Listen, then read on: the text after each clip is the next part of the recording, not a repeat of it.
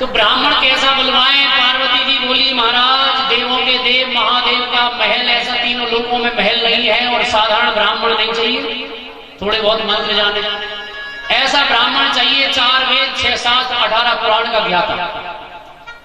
तो बोले ऐसा तो केवल एक ही ब्राह्मण है, वो कौन? बोले लंकेश रावण, मेरा चेला है। बोले महाराज बुलाओ, देर मत करो। तो बोले ब्राह्मण जब अच्छा है तो दक्षिणा भी मोटी लगेगी। बोले दक्षिणा की कोई कमी नहीं, सोने का महल है।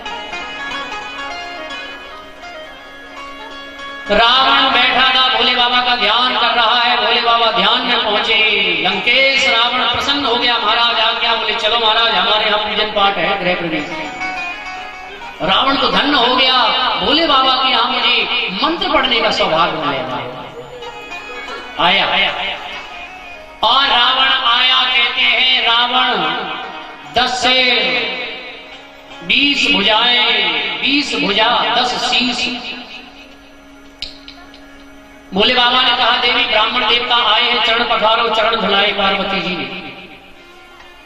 अब रावण था तो विद्वान ब्राह्मण, 4 वेद 6 7 18 पुराण कर दिया था, लेकिन उसकी प्रवृत्ति लोभमयी थी। जिसके अंदर लोभ है, चाहे वो कोई हो, ब्राह्मण हो, क्षत्रिय हो, वैश्य हो, ध्यान देना जहां लोभ आएगा वहां उसका ज्ञान संपूर्ण नष्ट हो जाता है।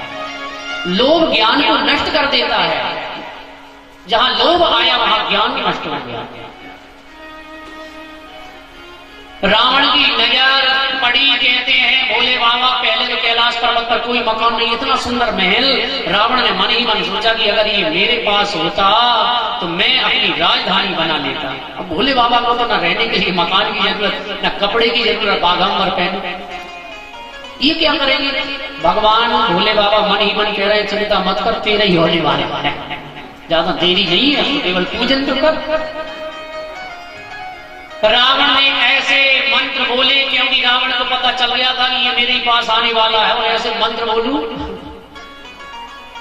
और रावण जब मंत्र बोलता है, वेद मंत्रों का उच्चारण करता है, भद्रं कर्णेन शृणुयाम देवा भद्रं पश्येमाक्षभिर्यजत्राः स्तरैरङ्गैस्तुष्टुवागुं सस्तनोभिर्वसेमहि देवैकम्। सुंदर मंत्र पढ़े भोले बाबा, आहुति दे रहे हैं। पार्वती जी से पूछ रहे हैं क्यों पंडित बहुत बढ़िया? बोले हरी ऐसा मैंने जीवन में नहीं देखा। क्योंकि भोले बाबा सोच रहे पहले पार्वती जी को प्रसन्न करने, तभी तो दक्षिणा देवे। और अगर ब्राह्मण देवता में प्रसन्न यजमान हो गया तो यजमान प्रसन्नम धन धान वृद्धि, और ब्राह्मण प्रसन्नम सर्वकार्य सिद्धि। यदि यजमान प्रसन्न हो गया तो धन धान की खूब वृद्धि, खूब धन देगा। और अगर ब्राह्मण प्रसन्न हो गया तो सर्व कार्य सिद्धि, सब कार्य सिद्ध हो गया। और यहाँ दोनों कार्य चल रहे हैं। अब आई दक्षिणा की बारी। बोले देवी कितनी सुंदर मंत्र बोले, सब कुछ बहुत बढ़िया बोले, ऐसा पंडित नहीं देखा। तो एक काम करिए देवी, संकल्प दीजिए, दक्षिणा दीजिए। बोले बाबा से पार्वती जी पूछा क्या दे? बोले तुम जो चाहो तो दे दो। अब तो पार्वती जी को समझ में ही नहीं आ रहा है कि क्या ब्राह्मण को दक्षिणा दी जाए। भोले बाबा ने कहा यदि हम महाराज से पूछ ले क्या लेंगे, और अगर वो कह दे जो लेंगे वही दे, तो पार्वती जी बोली बहुत अच्छा, इसमें तो शंका वाली बात ही नहीं है। एक काम करो महाराज जी से ही पूछो। रावण से पूछा, बोले प्रभु आपको जो चाहिए सो मांग लो। तो बोले देवी संकल्प लो। भोले बाबा ने भी पार्वती जी की याद में संकल्प दिवाया। संकल्प का मतलब है पक्का रजिस्ट्रेशन, पक्की रजिस्ट्री। हमारी भी जो कथाएं होती है 1-1 साल पहले बुकिंग हो जाती है। संकल्प हो गया, ना यजमान बदलेगा ना ब्राह्मण बदलेगा। और संकल्प लेकर के जो बदल जाता है उसको नरक में जाना पड़ता है। राजा बलि की कथा में आता है इसका सुंदर वर्णन। पार्वती जी ने संकल्प लिया और अब पार्वती जी ये भूल गई कि होने वाला क्या है।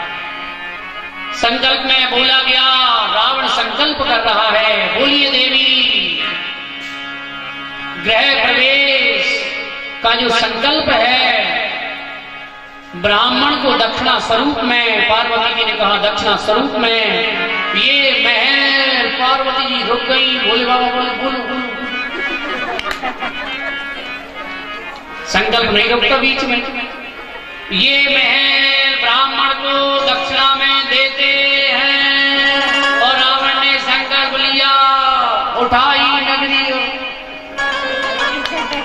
पार्वती जी का हाथ भोले बाबा ने पकड़ा, बोले चलो कैलाश पर। हमने पहले ही कहा था कि हमारे जीवन में महलों में रहने का सुख नहीं है, सुख नहीं है तो मिल नहीं सकता, सुख कहां से आए? पहले लंका नहीं थी, पहले रावण कहां रहता था?